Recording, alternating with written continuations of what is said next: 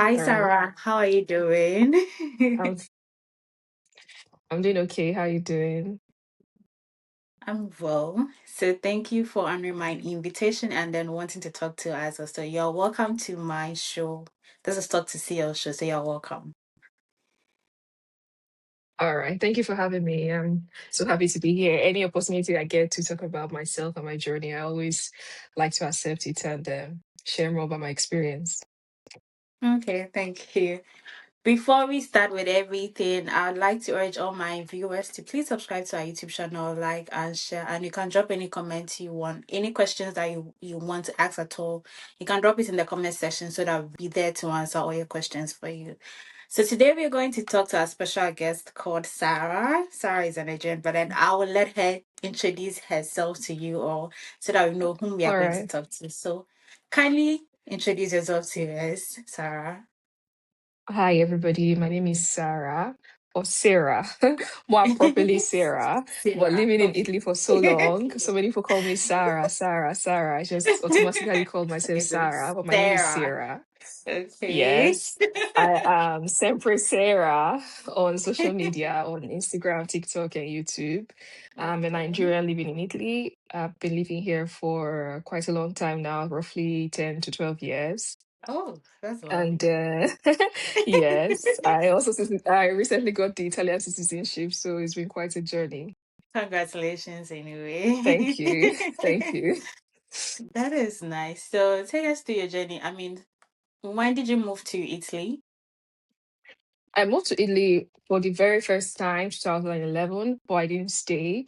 So I got here, I did my documentation, I got my stay, my resident permit. Then I started shuffling between Nigeria and Italy, because during that period I was studying at the University of Benin in Nigeria.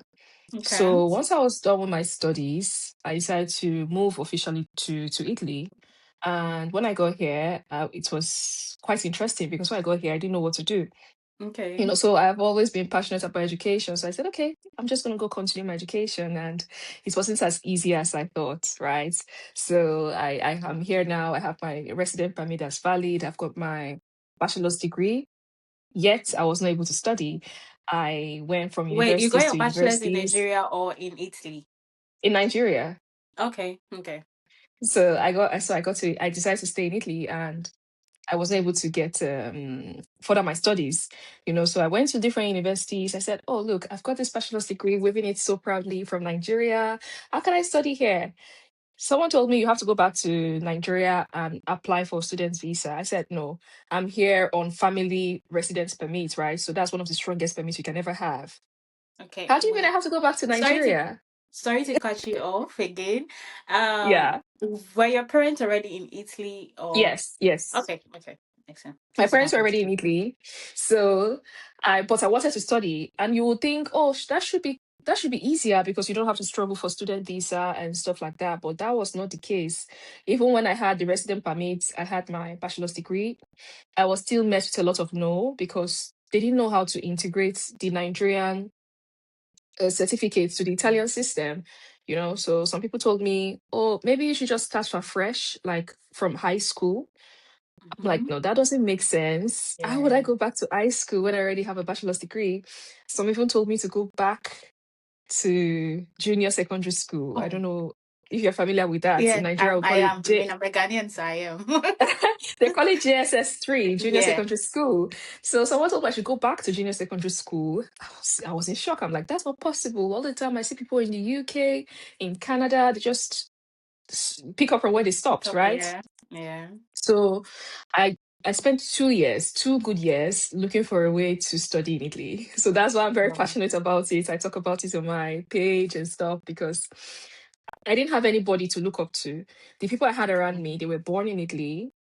Okay, Okay. so they've been studying in Italy all their lives, or people that didn't study at all. So I didn't know anybody to tell me what to do. So after What's some the back and forth, yeah, some back and forth, I was able to find a university that gave me the right information. So they told me, okay, this is what you need to do. You don't need to go back to Nigeria. You could do this, you could do that, and you can go for your master's. And I listened. I listened to them. I made my research. Kept emailing them, going back and forth. And I was eventually able to study in Italy. So this Oh, is my okay. story. Yes. Wait, that is nice. Anyway, so from that period, what were you doing? I mean, around that time, since you stayed home for 2 years, what were you doing? Okay, so what was I doing? What I was doing was learning Italian. So I enrolled in like a public adult education center, and I started learning Italian like 3 times a week. Another thing I did during my wait period was actually try to start from scratch, because at a point I felt like there is no way I was going to be able to further my education. I might as well maybe go study nursing and try to take the admission test for nursing or medicine. So I tried that and I failed, obviously, because my mind wasn't in it. I was just doing that exam to pass time, Okay. and the exam was in Italian. I just called, my Italian was not good at all. So I just did it just to make myself feel like, okay, I'm trying. So I didn't pass the exam. So that period was very tough for me. Another thing I was doing during this my wait period, trying to figure out my next move, was I taught English. So Oh. in the morning I will go and learn Italian. In the evening I will go and teach English. Wait, Two that was factors like a job that you education. were doing there. Yes, I was doing it in Italy. I was trying Yeah. to do something, I didn't want to be idle. They say the idle mind is devil's workshop, right? So I was Yeah. trying to keep busy. So this was what I was doing, and I didn't give up. I always kept checking for information or how to go about this whole process until I was able to find a way out of it. Oh, okay, that's nice. And after that, so you learned the language for 2 years, and then afterwards you got admission into studying another bachelor's Yes. again, or you No, got no, a I was able to go study for my master's using my bachelor's oh, degree. okay. Okay, Yeah, so I did what my master's master's. program did you do? I did a master's of science. Okay, let's take a step back. My bachelor's degree was in medical biochemistry. Okay, okay. So I did my master's in medical biotechnologies. Oh, okay. And how was the Mm. journey since you started? How was it? So I started my master's degree in 2018, and Okay. it was in a city that was far from home. So that was the first time I was away from the environment I was used to in Italy. So I went, I think, 4 hours away from my home, and I was able to get the regional scholarship, which is a scholarship that is open to Italian residents and also international students. So I Okay. applied for the scholarship, and I had access to the scholarship. So that scholarship really made my study period very easy, because if you recall, I've gone 4 hours away from my home, Um, and they were able to provide me with accommodation, meal passes, lunch and dinner every single day. And they also gave no, me that's money. good. Yeah. They also That's gave me good. money that was roughly Wait, 3,000 euros a year. oh, A that's not year. bad. I mean, Yeah. at least, I Yeah. mean, from 2018, I think things were not that costly. So you can No, actually, I think it was a good experience, because if you recall, my accommodation is paid for, right? By the okay, scholarship. And that yeah, also includes my light bill, my gas bill, every other bill that's connected with house living, right? So that's okay, paid for. I didn't pay anything. I had meal passes. So I didn't have to think about food, unless when I want to eat like African food, then I go out of my pocket to buy food. The bus passes were subsidized for students. And so the money they were giving me, it was just money for enjoyment. It was money for enjoyment, or money to buy. I didn't really even need to buy books, because most of the books were, or most of the PDF, they were accessible through my students' account. account, So okay, the money they were giving me, if I recall, they sent it to me like 3 times a year. okay. So you have to be really careful on how you manage the money, and it was a good experience. And when I finished, I was able to also do Erasmus traineeship. Wait, was the scholarship also from Erasmus? The scholarship I used during my studies, it wasn't from Erasmus. It's something called the Regional Scholarship in Italy. The Erasmus I did, it was from collaboration between Erasmus and also the Regional Scholarship. Oh, okay. So you did Mhm. that for two Yeah. years or more than 2 years? My master's degree was for 2 years. All master's degree in Italy is for 2 years, but you can also go like an extra semester, an extra year for some personal reasons, or if you're not able to pass all your exams. So I did 2 years, an extra semester.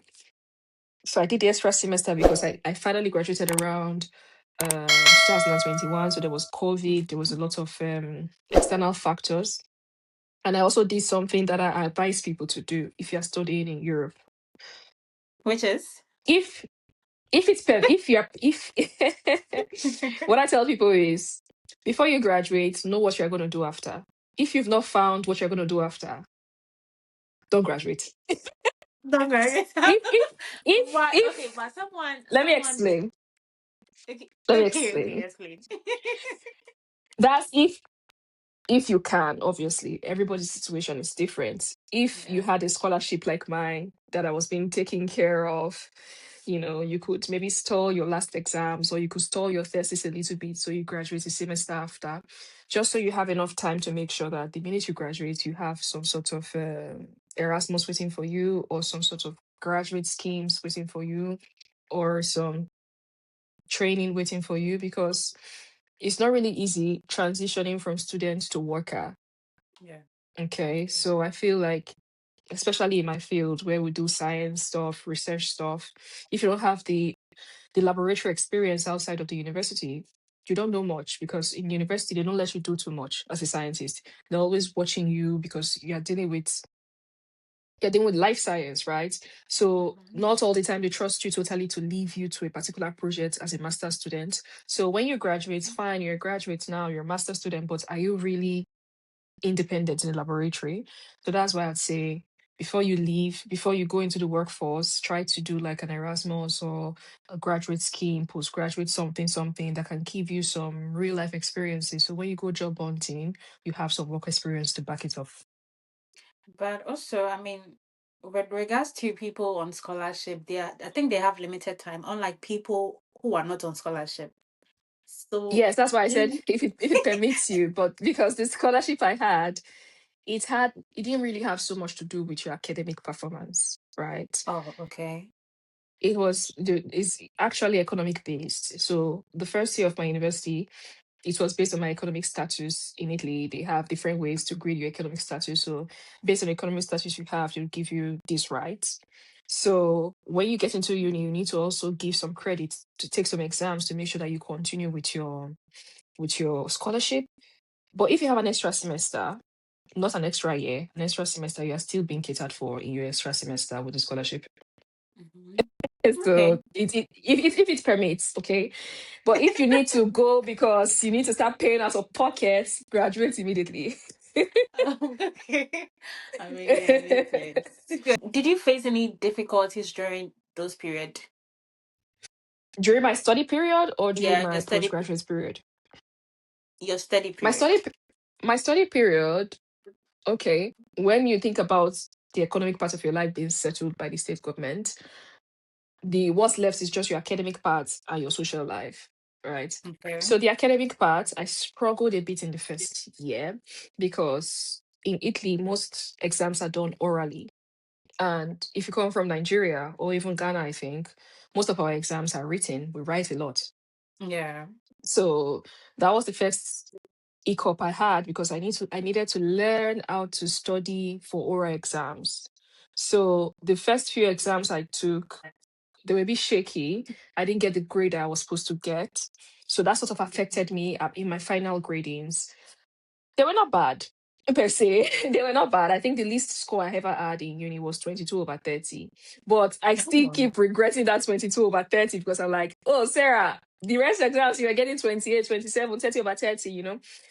So I regretted accepting that score. And also in Italy, you can take one exam up to 5, 6 times in a year. Oh, So okay. yeah, so if you even take the exam and you don't like it, you can say, I scored 25 in this exam. I think if I study better next time, I can score 30 over 30. So therefore, I'm going to reject this. And it's not a problem. And it's Okay, I not a can see. Yeah, you problem. have And it's just not a three. You problem. have just three attempts, but then it's okay. Yeah, yeah. The first attempt is usually in January, February. Then there is another extra one during Easter. Then there's one in June, July. Then, at least where I studied in my course, there was the opportunity to write an exam more times. Okay. So I struggled a bit in that part, trying to understand how to calculate my CGPA, what is good score, what is bad score, you know, if the exam is quite heavy, like if it's a 12 credit course, how to make sure that I'm getting the best out of my journey as a student. But once I was able to get a hold of that, I was able to organize myself better to graduate with a very good score. Socially, I struggled a little bit, but that was because I was the only black person in my class, right? The only black person in my department. So once you live in Italy, I you get you that always feeling. you're almost always the black person. Yeah, Yeah. that's why I always Yeah. on my profile, my TikTok, my Instagram, I'm always talking about studying Italy, studying Italy, studying Italy. I think it's also because I was lonely, right? I was lonely Okay. while I was studying. So now that Why we was have it social hard to media, make friends? Being a black no, person, was it hard to make friends? it wasn't that hard to make friends because I understood Italian. Because at Okay. that point, I spent 2 years learning Italian. So when I went to Yeah. uni, I was able to, and even if my course was in English, nine, uh, 99% of my class were Italians, and the course was in Um, English. So they were not even an international community, even though okay. the course is in English, right? English. Yeah. So I think what I did that helped me was once I noticed someone, preferably girls, because with girls we go along better. When I noticed someone, we have like more or less the same schedule. I was able to make my first Mhm. friend. I noticed that we were in the same hostel. I noticed that we took the same bus to uni. I noticed that she was in my class. I noticed that we were going to have like lunch together. We were not together, but I was seeing her everywhere. So I was like, oh, this is the best person I should make friends with because we're in the same hostel, we are doing the Yeah, same the same course, we're doing class, the the same same thing, course. Yeah. the same course. And she seemed like a loner as well. I had to go out of my way to talk to her. I had to make the friend, I had to go out of my Yeah. way and say, hi, how you doing? My name is Sarah. What's your name? And it's not something that comes naturally to Nigerians. I know. Nigerians, I don't remember. I don't Oh, but remember how I Nigerians are became more friends with my friends. friendly. I know we're more friendly about amongst ourselves, right? So going out of your way to make friends, it was something I found a bit challenging because usually in Nigeria we're all from the same, we have the same lived experiences, we can relate on so many things together. So while in uni, I had to go out of my way to get to know people, to ask them about their interests, and respond also when they asked me about my interest, even though some questions they felt a bit personal, but I had to break into that mindset and try to understand them better so I could find one or two friends. So that was how I was able to make some friends. And at the end of the day, we had a group of four girls that we held our hands during uni and we graduated together.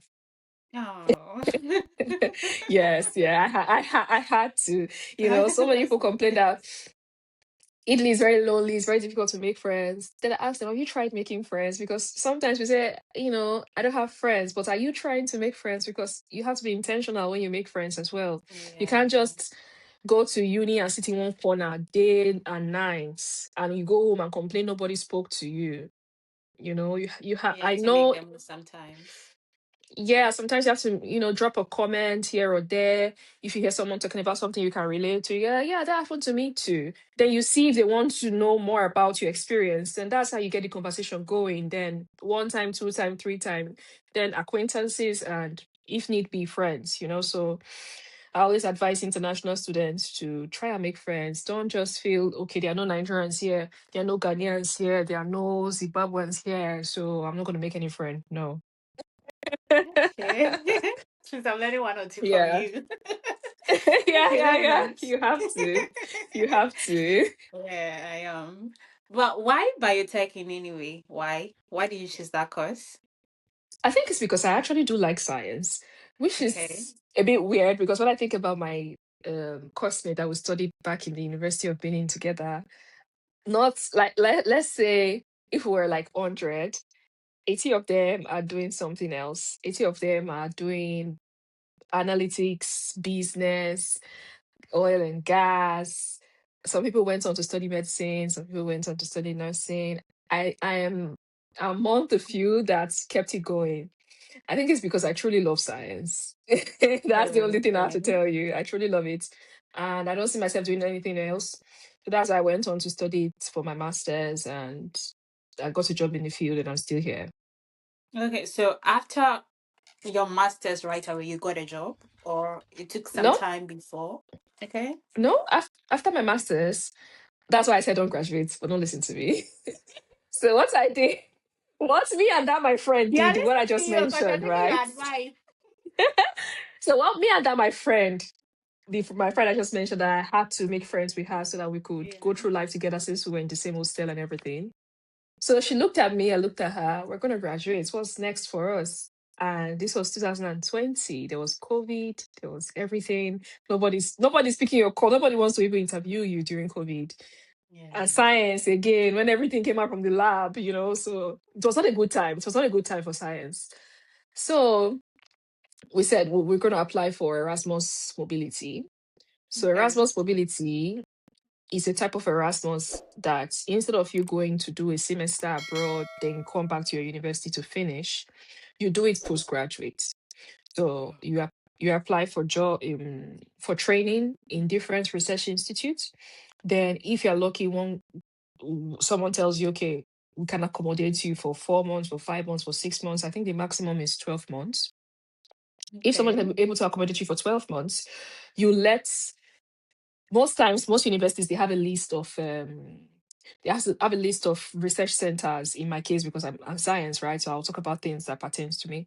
They have a list of research centers or universities or companies that they already have connection with. It's called Okay. convention. They already have this link between them. So you have to first search from that link and email everybody and see if they're able to take you, because that will be easy, right? Yeah. But if you don't find anybody in this list able to take you, or you have like a particular place in mind that's not on this list, you can contact them externally. And if they've agreed to take you up, then through your school secretary, you'll be the one to now create the first link between you and that company and put them under your school's list. Then once that is done, because I like big things, I didn't choose anywhere in Europe. I wanted to go to the UK Oh, okay. because I go for gold. I said, I You're like big undermining things. other I said, European countries, especially Germany. Why would you say because you like good things, you have to choose because I UK? like big things. I wanted to go to an English country. I said, enough with this Italian, German, Swedish. Let's go for gold. UK is hard. Like people even don't like UK that much. That's why I tell you. I said, if they're going to give me for free, if I'm going to use a scholarship, I'm going to use it for somewhere that ordinarily it would be difficult to break through. So that was my Okay. mission. And the mission was also, let me just try. Maybe they could accept me, since nobody was opening their doors to students at this very delicate time in the world, Yeah. right? So I tried. Unfortunately, this woman, she's Italian. She's already under the list of universities that we could work with.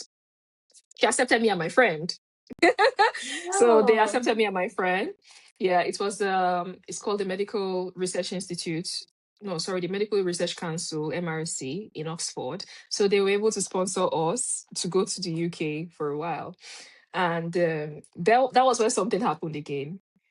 I didn't have the visa. I didn't have the capacity to go there because my friend is Italian. Sometimes you forget. You forget your situation. You're just going, going, going. You're like, hold up, Nigerian. Stay right there. I didn't intend to Okay. come here. During that time, you hadn't integrate yet. No, Okay. I didn't have the Italian. I got the Italian citizenship just 4 months ago. So Ah. Oh, okay. Okay. talking Okay. about 4 years ago, 5 years ago.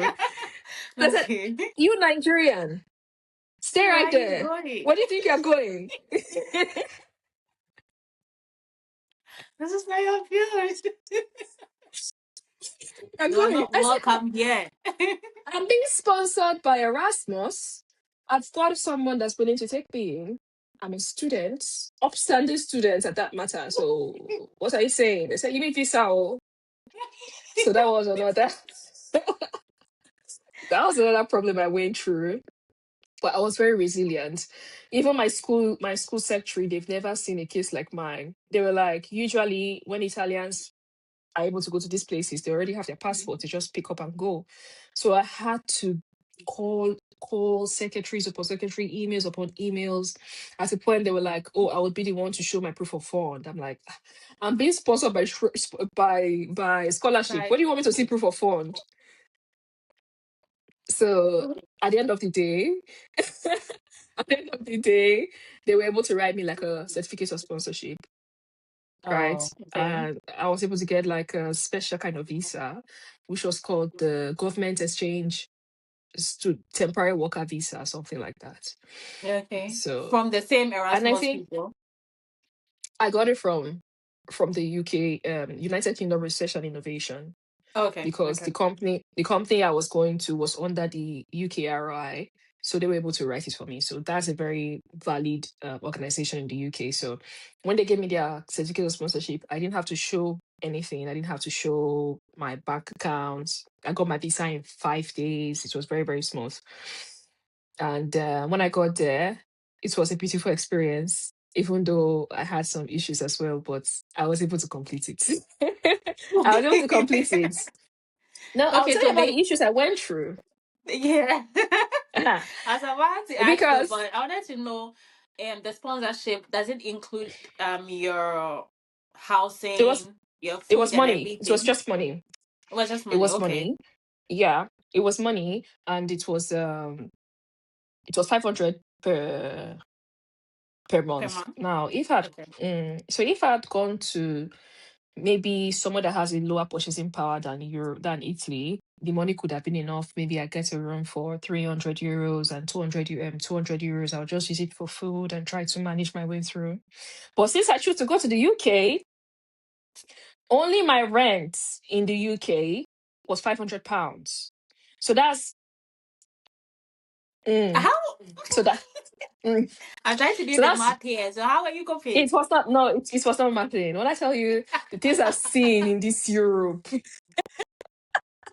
Hey, the then I'll things see I've what. seen in this Europe, who sent me message? And funny enough, they don't pay you the 500 every month. When I was going, they paid me block 80%, Okay. right? 80%. Then when I came back, they gave me the 20%. So I had to know how to stretch that money for my period of stay. Now, the house I got in the UK, they needed an extra 1 month of deposits. Yeah, I mean, So mostly you 1,000, heard. over 1,000 euro had already gone just to get a room for a month. So the remaining money I had, of course, you're in a new place, you have to buy toiletries, change the Yeah. sheets. I wasn't even doing too much, just normal, regular things, get like a bus pass.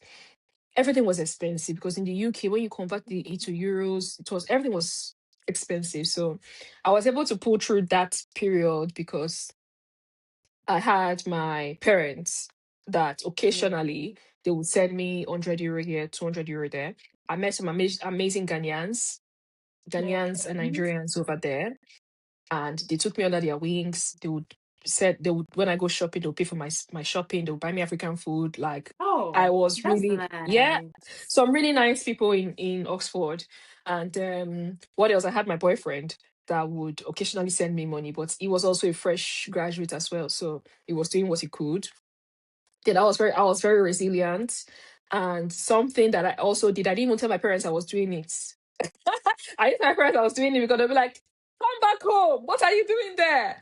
So what I did was I got a little job, right? I got a little job to go and be cleaning the gym early in the morning, right? So I'll wake up very early in the morning. It was one of my Ghanaian friends that gave me the link.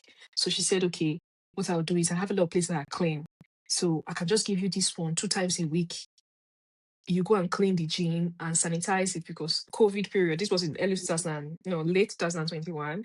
So COVID period, I have to go sanitize the gym, make sure it's sanitized. So what I'll do is early morning by 4, I'll go to my gym job, sanitize everywhere.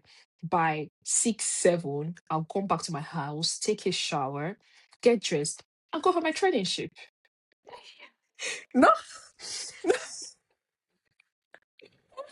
in the morning, they say, "Sarah, you're so active." I said, "Yes, I'm active. I've been awake since 4." I don't tell them, obviously.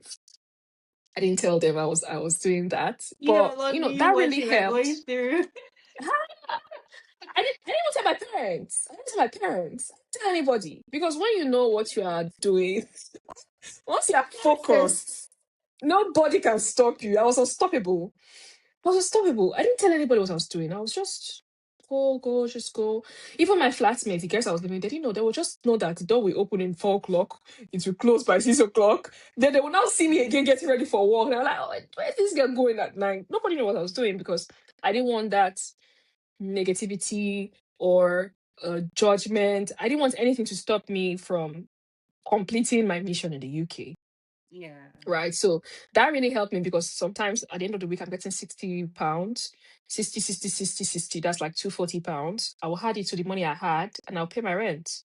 So I mean, that was how I was able to organize survive. my life in the UK.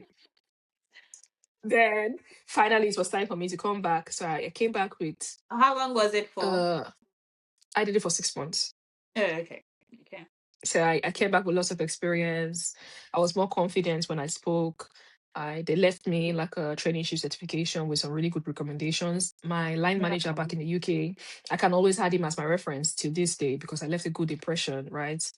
So I made sure I didn't overstay my visa. I was back here before my visa expired. And with that experience, I was able to now get a job in Italy.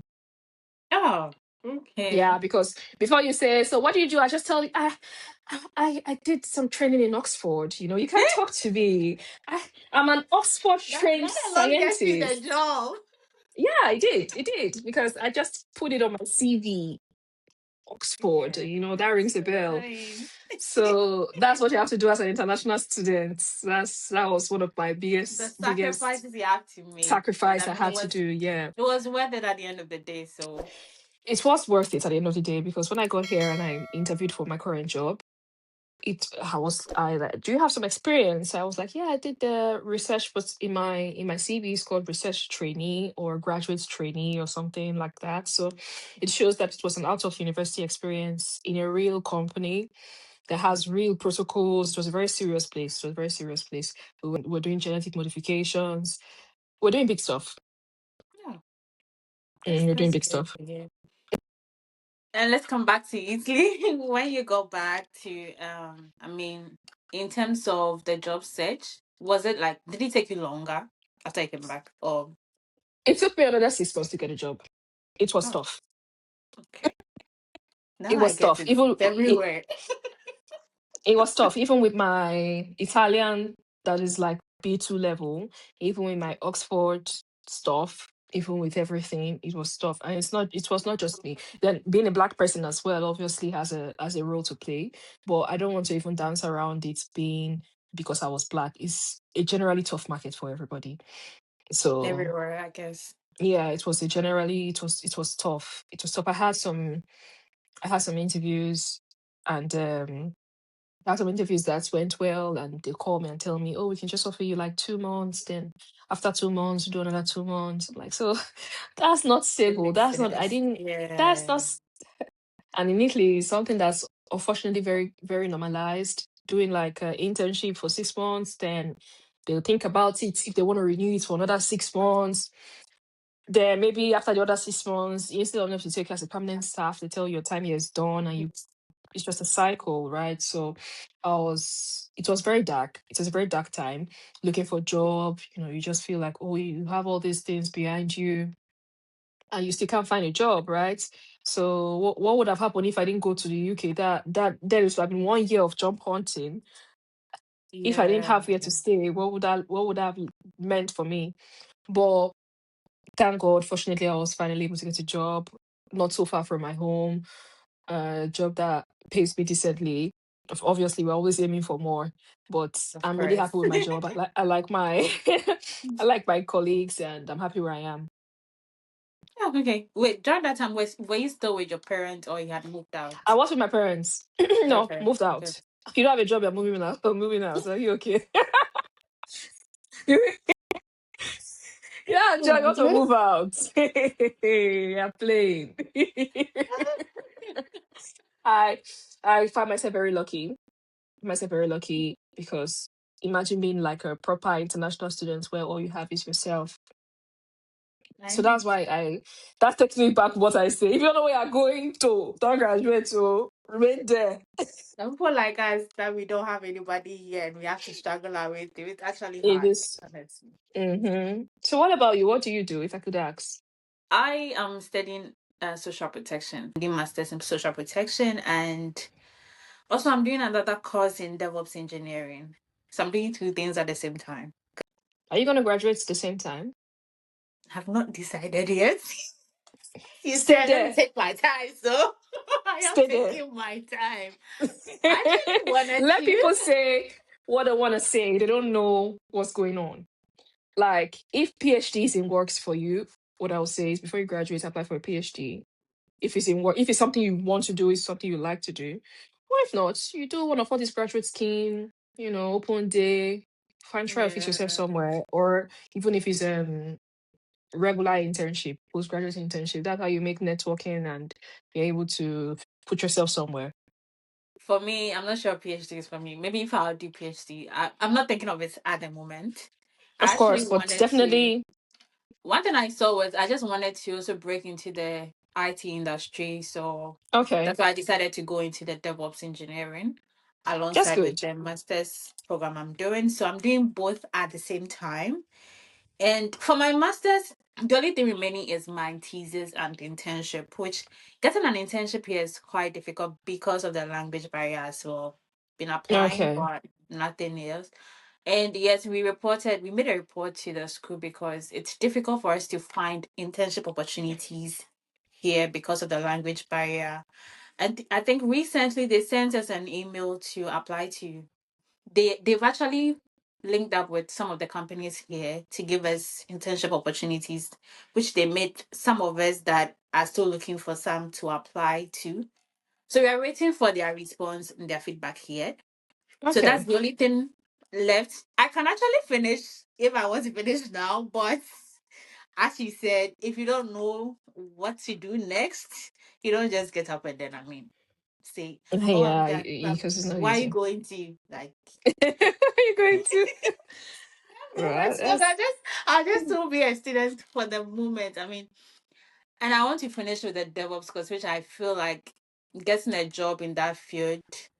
If I get a Yeah, job in that field, then yes, I know I have to finish this one, and then everything will be okay. Because for my that's good. course in Germany, their social system is quite good, and getting a job in that, you have to speak the language, which is like Are a you learning the language mandatory. though? I am, but it's not Mm. easy. Look, I learned German for 456 days on Duolingo. Then I just stopped because it's too difficult. It's not easy. It's quite German is not difficult. easy actually. But I Yeah, am. it's I quite do my difficult. personal studies, which I actually want to enroll in their school from next month. So I like Oh do a yeah. full time and then write the B2. By April I should be done with the language. All right. For paperwork, yes, I should be done. Remaining like Mm-hmm. you learning how to actually speak the proper German. But that I think that comes along the That comes line with later, practice. yeah, practice and Yeah, all that comes that. with daily So practice, and yeah, you can learn on paper for as long as you want. But if you're not in situations that would cause you to actually talk, speak, and make conversations, you yeah. wouldn't really improve. Yeah, You but wouldn't it's improve. it's so good. Now let's Hmm. get back to you. In terms of we're comparing education system back in Nigeria to Italy, is there any vast difference between the two? Well, there is a vast difference between both. Studying in Nigeria was more interesting, if I can be honest, when I mean socially, but I think that's also because it's where I'm from, where I have like-minded people, and fun is different. Fun in Europe is Okay. different from fun in Nigeria. So when we talk about social life, Nigeria wins hands down. The another difference I noticed studying in Italy was better when it comes to communication with your professors. They were very accessible. You send Okay. them an email, they are replying you. They have the days of which your office are open for students, and you can just go knock on the door and make some conversation. They always try to meet you halfway. I can't remember a particular wicked professor that gave me a hard time. They were very available, and I also have my prof that I did my thesis with. I have her as my reference standby, and once in a while I also email her just to know how she's doing. So it was easier to build a healthy relationship with my professors in Italy than it was in Nigeria, because I was always very scared of them, and they have mood swings. You don't know how what you're gonna meet, and I was terrified of my profs in uni in Nigeria. Oh, Another okay. difference is the fact that you could take an exam more than once, twice, thrice. Really, truly helped me to graduate to first class, because back in Nigeria, if you fail one course, you have to take it the next year, right? Yeah. And if Okay. you're not able Yeah. to take it the next year, take it the next year again. And if you have too many credits, you spill. We call it spilling in Nigeria, where you're not able to graduate with your set. But these things, if there is like an extra exam session, these things Mhm. is easily resolvable. Instead of someone waiting for an entire year to write an exam that he or she failed, you could just take it in another 3 months, another 4 months. That would really help the students to have higher grades and graduate on time. Okay. I'm not, yeah, I really like that about Italy, the fact that you can take an exam more than once, that you are in charge of your life, right? You know when Yeah. to book the exam, you know when you feel ready, you say, okay, I'm ready, let me go book the exam. It's not this all strict exam week, 2 weeks, Two all the weeks. courses, you write it. If you Yeah. fail, that's the That is end. You're it. coming back next year. I don't like that. I don't like that about Nigerian education. Another thing is the access of information. Things are better now in Nigeria. I graduated 2014, 2015, so things have changed a lot in Nigeria. Uh, when I was in uni, there was lack of information, right? Okay. There was lack of information. They put information on the board. Notice board. If you come back tomorrow and someone has torn it, that's That your is personal it. business. So as I was saying, like lack of information, and also it felt like information were just they were not flowing as it should. I remember Mhm. back in Nigeria, I could be talking to my coursemate and they would tell me, "Oh, I applied for the Delta State bursary." I'm like, "When did the application end? Why didn't I have knowledge of this thing?" It just felt like if you're part of a group, they have the information and they keep it for themselves. Oh, If okay. you are, if you are part of, it depends on where you're from. They keep the information for themselves, and they keep the information for themselves. There's no flow of information, unlike in Europe, where you go to your website, you go to your Your course school portal website, and and then you everything find. is there Yeah. in real time for everybody to participate in. So there's that. So in Nigeria, some professors, they are wicked. They tell you That is uh it. they're wicked. They tell you first class is for me, second class upper is for God, or some stupid, unnecessary, wicked behavior. Here, I feel like it's accountability, right? I'm Yeah. not saying that there are no wicked profs here, but you can actually go lay complaints and you can be heard. There's a chance that you are being heard. In Nigeria, nobody can hear you. There is this unnecessary hierarchy. When it comes to studying in university, everybody's like, that prof is wicked, you can't go there. That prof is going to fail you. Let's not even talk about sex for grades. It's an entire game. I don't want to go there. But Mm. I guess it's, I so these are the mean, little differences that I saw. My student experience was better in Italy generally. oh, okay. Wait, have you gone back to Nigeria since you came? Oh, Yes, yes, yes. I did no, visit. okay. No, I okay. visit Nigeria. Is living in abroad expensive? Yeah, it is expensive. It's expensive. There's no, it is expensive. I have nothing to add. It is expensive. Oh, okay. No comments. It's expensive. No I comments. thought you agree that it's normal, it's moderate. No, it's not moderate. It's expensive. Expensive. Yeah. But it depends on where you live, though. No, I think okay. it depends on Okay. where you But live. it's If Italy you live in a, expensive itself. but I don't think it is expensive generally, because if I recall, my room in the UK was 500, right? Here, a room like that could be like 350. That is for a private studio room type or No, no, no, like a a shared room flat. flat, yeah, share flat, yeah. So I So who think it gave me depends that on the wrong purchasing information? power. Because I remember someone told me Italy is quite like cheap.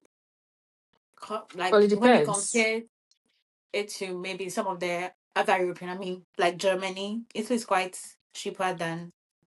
It depends. It Okay. depends because I think it's based on purchasing power. There's a way you look at it. If you are earning a certain amount of money and you're paying a certain amount for rent, you define what's cheap, you define what's expensive, Yeah. right? If Okay. the general salary of the country is not as high, right, then things are Mhm. expensive. Yeah. But if you are in a situation where you're high earner, you earn a lot of money, then you say it's cheap.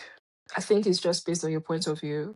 So for me, I would say it is expensive because when you compare the money you earn and the money you spend, the difference, the gap is not so big.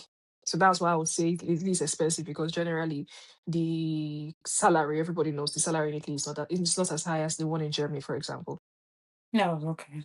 Makes sense. Yeah. So that's why. So maybe someone earning in Switzerland, for example, where the salary is very high, when they come to Italy, they'll be like, "Oh, this is cheap, this is cheap, this is cheap," but they forget that they're earning times two of what the people in Italy is earning. So I think it's subjective, it's not objective. Yeah, okay. I get Mm. it. And any cultural shock since like you've been living there?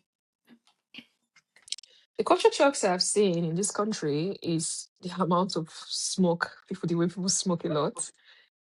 They smoke a lot in Nigeria. If you are a smoker, you're a bad person. You're a bad habit. It's something you should hide. I mean, you You should can't do it hide. publicly like that.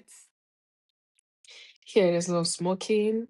Another thing I noticed is accountability. They are very accountable. I think when you come from Nigeria, there's a shock with how you see how accountable people are, and you feel weird when the same is asked of you. Yeah. Because back in Nigeria, there's like you can just do it now. Is it not just you get? Yeah, I can just do it for you now, or like you just expect things. There's this entitlement behavior in Nigeria, right? It's just like, why It's didn't you just everywhere. do It's it for not that Nigeria. It's person? everywhere. Why didn't you just do it for that person now? Was it not, uh, but here everybody's accountable, which it depends on how you look at it. Sometimes you look at it like they're stingy. No, they're being accountable. Okay. They are being accountable for everything that's Yeah. been done. They calculate a lot. What I've noticed in Italy, like Europeans generally, they calculate. They are not shy to talk about money, or they are very clear and very accountable. In Nigeria, there's that great spot people like to use for bad behavior, where they just assume that things should be done for them. Mm-hmm. Mm-hmm. So that's Yeah, we why, have that entitlement mentality. That yeah, we do, we it's do, not we only do. Some, I think, Nigerians. It's actually a problem in Africa, not only yeah, Nigerians. So you just assume things should be done for them. You just assume, well, if it was me, I wouldn't mind. What do you know that the person that is in the other shoes minds? They care about things like that. Just take offense, and that was something I had to unlearn and relearn the art of being accountable. I mean, in Africa, because me when I was back in Africa, I think I was kind of like I also had that mentality too. I had it too. I had But it too. when I moved here, then I had to. Well, I realized Learn. okay, You had to that wasn't it. learn. I have to unlearn and learn Hmm. their ways, and I did understood their where they're also coming from, which I think it's a problem in Africa that needs to be solved because people feel entitled to, hey, I need this, and they expect it to be done in their way. Immediately. Yeah. And it's not even, I'm not even talking about money. It's not just money. It's an all-round entitlement. It's not Yeah, even money I'm talking about. Okay, money is the most common example that we can use, right? But it could just even be being entitled to your time, of right? It course, could be yeah. entitled to your time. Maybe now living in Europe has taught me, okay, I need to plan ahead. I need to be clear with my communication. It's Hmm. very difficult to do. We'll see. We'll see now. Let's see how it goes. We'll see. No. Before we had this conversation, there was an approach. We talked. We fixed the time. You know, Yeah, yeah. there's an understanding. We fixed the time. There's appointments in Nigeria. We lack the appointment culture. We We don't are really do Africans. appointments. We We're are Africans, Africans. right? So you book the time. You say, okay, I know that from this time to this time, I'm going to be here with Cassie and we're going to have a conversation. Yeah. You're more structured, you're more accountable to yourself and the people around you. In Nigeria, where we're like, "Ah, we'll see how it goes now." You're meeting somebody by 5. It's 4:30. You people have not Okay, spoken all now day. for you. And you're still going to assume that you're going to meet. Like, and then they don't make it. They don't want to see it as a big deal. Just like, I was just busy or it's just so I think that was one culture shock I learned here on how you have to really be organized, be accountable, be structured, be clear with your communications, take it easy on your tardiness, stop being late, respect people's time. That's why now when people don't respect my time, I take offense. I take offense. So people will tell me, Sarah, you're becoming a So white now lady. I say, you're no more African, you're one Italian now. yes, so I've lived here for I've lived here for 13 years. So definitely some habits have picked it up. Like you're telling me we should meet by 8. You're not able to make it, it's fine. But don't leave me hanging. Yeah. Communicate. I mean, I communicate. can't come, there's traffic, or I've slept off. Communicate because there are other things that I could have been doing Yeah, with my time. of course. So I think that was a cultural shock and a cultural acquisition that I've made across the years. That's okay. That's okay. And if you're supposed to advise someone who is traveling to Italy for the first time, what advice would you give to the person? The advice I would give to the person is you will feel lonely. There is no two ways about it. You would feel lonely your first few years in Italy. I would advise them to learn the language. I know it is difficult, but learn the language. It would, if you have 100 problems, you would have 70 when you've learned the language. I'm not saying your problems will disappear or things will Yeah. become magically good for you, but just the fact that you're able to communicate your fears, you're able to communicate your worries, you're able to express yourself. I've heard stories of where people flat out lie. They lie on an immigrant because they don't speak the language. Mm, Do you get? And you yeah. cannot express yourself. It's Imagine true. you're at your part-time work, right? You're in a part-time work. It's a silly example, but this glass breaks. It's not your fault, right? But someone with a mean spirit could just say, that was Sarah. Sarah did it. And you know you didn't do it, right? So if you're able to express yourself in Italian, you say, that wasn't me. This was what happened. But if you don't know anything at all, you will be Yeah, agree. frustrated. You will be Yeah. angry. You will be Yeah. pissed off with everybody. So I would say learn the language. You could be lonely. Get out of your shell and try to make friends. Okay. Okay. Go to church if you're a Christian. Go to a mosque if you're a Muslim. Because I feel as Africans, that's where we find community. Church in Europe is not just because of God. God is always the first reason for church, Yeah. but church is a place for community. If you're a believer, find an African church close to you. Go there. From there, you'll be able to find the African shop. You'll be able to find an African air breeder. You'll be able to find African related things. From there, you begin to feel a sense of home. When I went to the UK, that's what I did. The first thing I checked was for African shop, an African church, because I was in a new territory. I didn't know, I was Yeah. in, I know people in the UK, but the area I was in the UK, it was Oxfordshire, which is like the countryside of Oxford. So you have to ask to find Africans, right? So Yeah. that's what I was trying to find like-minded people. And if you're coming as a student, don't graduate until you know what you're doing. I'm joking. I'm Don't joking. graduate. Don't I'm joking. graduate. I'm joking. I'm joking. But if you're coming as a student, But enroll with that's the the. reality. Is that truth? I mean, If it's the you're truth. If coming you've as a not found your student, feet yet, don't yeah, graduate. It's true. exactly. Enroll with the in the language center in your universities is free of charge.